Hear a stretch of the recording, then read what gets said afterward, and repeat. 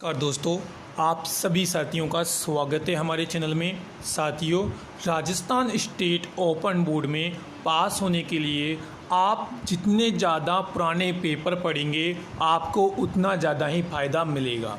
तो साथियों, आप यहाँ पर देख रहे हैं आज जो मैं आपको हिंदी का पेपर दिखाने वाला हूँ, तो आप सभी विद्यार्थी इस पेपर को पूरा देखिए, क्योंकि ये पेपर आपके राजस्थान स्टेट ओपन बोर्ड का पिछले साल का पेपर है, जो आपके लिए आपकी एग्ज़ाम में बहुत ज़्यादा मदद करेगा। तो चलिए हम वीडियो स्टार्ट कर रहे हैं। आप सभी साथी चैनल को सब्सक्राइब ज़रूर कर लीजिए। तो साथियों, ये रहा वो पेपर जो आप देखने जा रहे हैं। और एक बात और बता दूं, ये पेपर कक्षा 12वीं का है। किस क्लास का है विद्यार्थियों? कक्षा 12वीं का पेपर है, क्योंकि आप यहां पर पेपर कोड देख सकते हैं। 301 पेपर कोड हिंदी का 12वीं का होता है। तो आपका ये कक्षा 12वीं का है, इस तरह का आपका ये पेपर है। तो जब आप नीचे आएंगे तो आप यहाँ पर देख पाएंगे साथियों कि यहाँ से आपका जो पेपर स्टार्ट हो चुका है। पहला सवाल आपके सामने है, आपको सप्रसंग व्याख्या करनी है। साथियों, सप्रसंग व्याख्या का मतलब होता है कि आप इसका क्या कीजिए साथियों, अपने शब्दों में आपको इसका क्या करना है, जो भी सारांश लिखना है आपको वो लिखना होता है। दो ऑप्शन होते हैं आपके पास में, या तो आप इसका कीजिए या तो वाले इसका कीजिए। तो इसमें कोई दिक्कत नहीं है, आपके आसानी से नंबर आ जाएंगे साथियों। अगला आप देखेंगे तो ये भी कुछ पंक्तियाँ हैं, इसका भी आपको इसी तरीके से भी भाव सौंदर्य स्पष्ट करना है, क्योंकि ये वो पहले भी ये था और ये अलग है। तो ये खे वाला है, तो इसके भी आपको नंबर आसानी से मिल जाएंगे। यहाँ पर आपको किन्हीं दो प्रश्नों का उत्तर देना है, 5-6 लाइन में दीजिए, आपको आसानी से नंबर मिल जाएंगे। 3 सवाल में से 2 का। फिर अगला यहाँ पर अगला सवाल तीसरा आपके सामने ये रहा। आप साथियों स्क्रीनशॉट ले लीजिए इनका, क्योंकि ये सवाल आपके लिए बेहद इंपॉर्टेंट है। या फिर आप सीरीज में टिक कर लीजिए, लिख लीजिए इनको। अगला चौथा भी आपके सामने है, 5वां भी आपके सामने छंद आ गया है। तो ये भी आप अलंकार और छंद आपको बताना है। साथियों, मैं आपका ज़्यादा समय खराब नहीं करूंगा, इसलिए मैं जल्दी जल्दी करूंगा।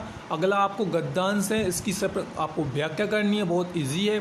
साथियों, अपने शब्दों में शॉर्ट लिख दीजिए, यही होता है सप्रसंग व्याख्या। खे वाला भी दिया हुआ है। और अगला आप देख सकते हो 7वां जो आपको प्रश्न आपकी किताब के हैं।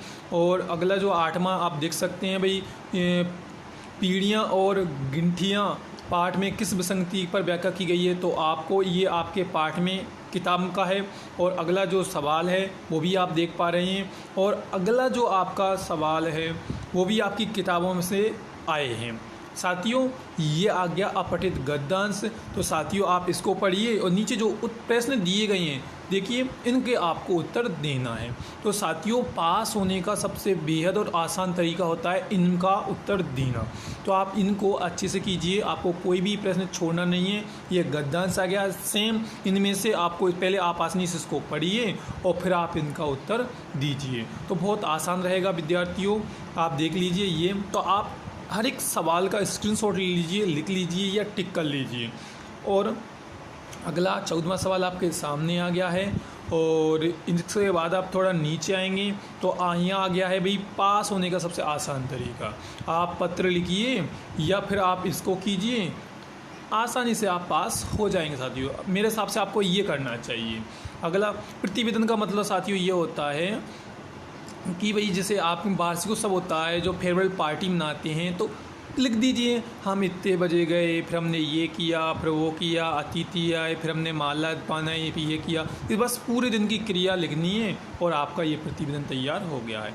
अगला आप देखेंगे साथियों, तो ये आ गया आपका निबंध। सबसे इम्पोर्टेंट आपका पास होने का जो होता है वो होता है निबंध। किसी एक पर निबंध लिखिए, कम से कम 3 और 3.5 पेज में आपको लिखना होगा, तो आप आसानी से पास हो जाएंगे। क्योंकि साथियों सबसे मेन तो यही होता है। अगला कुछ सवाल आपके सामने ये रहे। फिर आप नीचे ये पत्र लिखना है आपको भाई, पत्र लिख दीजिए।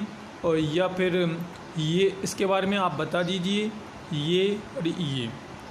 अगला आप नीचे आएंगे तो देख सकते हो साथियों, यहाँ पे देखिए कुछ खंड में, तो आप उनको कर दीजिए या फिर आप इनको कर दीजिए। तो आप उनको कीजिए, इससे आपको कोई लेना नहीं है, क्योंकि ये कंप्यूटर से संबंधित आ गया है, इसलिए आप उसको कीजिए। और ये हो गया आपका ऊपर आप पेपर।